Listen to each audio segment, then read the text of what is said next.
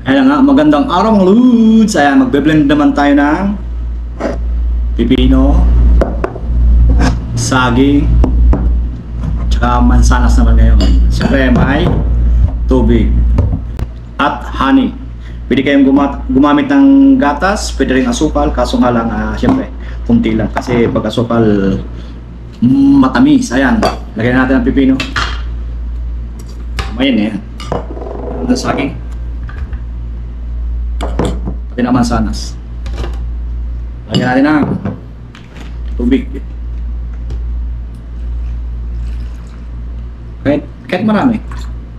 Ayun, damihan ko na. Tapos syempre may honey tayo dito. Lagyan natin ng honey. Paano nyo malalaman na natural ang honey? Pag matagal siya, bumaba pag ganyan. Ito, hindi to natural, oh. Mabilis eh. Tsaka pag nilagay nyo sa lalagyan, may siya, hugis ng honeycomb. Yan. Yan. Pwede na yan. Masyadong tamis. Sukal yata yun. Pre, mga bata, mag-ingat sa pag-blend. Papalas natin.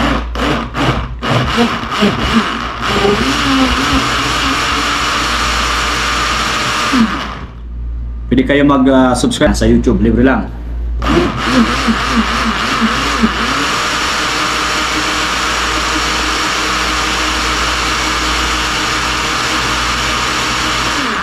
Dapat yung pag-blend, huwag lalagpas ng 3 minutes kasi mag-overheat, masisira.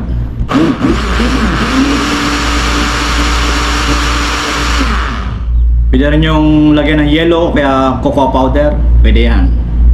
Kung gusto nyo kondensada or kahit yung gatas na to, ibab, masarap yun. Pero syempre, nag-iwas tayo sa matatamis. Yan, kaya i-blend na.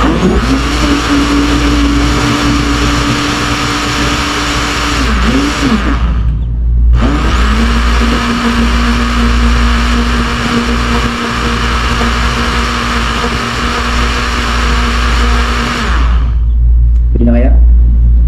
Kunti pa.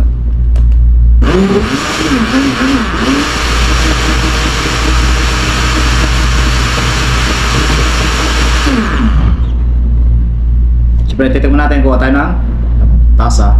At dito na nga ang tasa natin. Blend pa lang. Pero pwede nyo i-upgrade. Patas yung may blend, lagyan ng sago. Tapos yung kung anong gusto yung lagay. Siyempre hindi nyo i-blend ulit yun kasi madudurog yung sago. Tapos pwede nyo lang gamitin ng straw.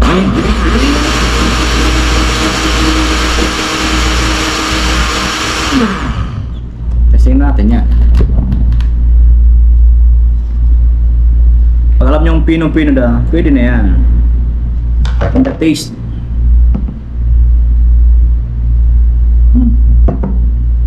Sarap. Lasang-lasang saging.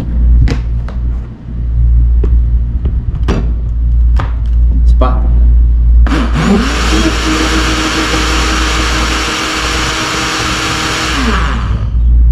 Ito na natapos. Siyempre, huwag niyong kalimutan mag-subscribe sa aking channel, ha? Huwag niyo kalimutang i-hit ang notification na button para lagi kayong updated sa mga aking mga videos.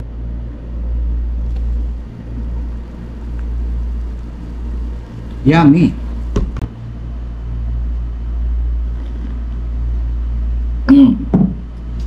Masarap siya. Pwede siyang pang merienda or panulak sa merienda habang nanonood kayo ng Netflix or nagpa-family bonding. Susunod kong gagawin na siyempre di pa nakakapunta ng Carrefour, baka makabili ako ng kiwi. Try natin. Yung avocado mahal eh. Subukan ko yung mag-blend ng durian, no? Try natin yan pag may oras. Siyempre maraming salamat sa inyo lahat.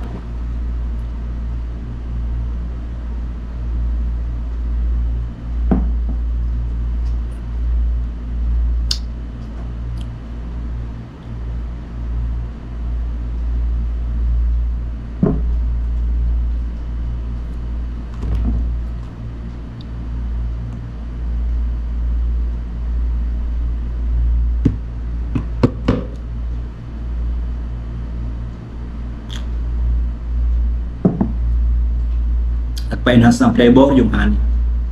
So, ayos naman.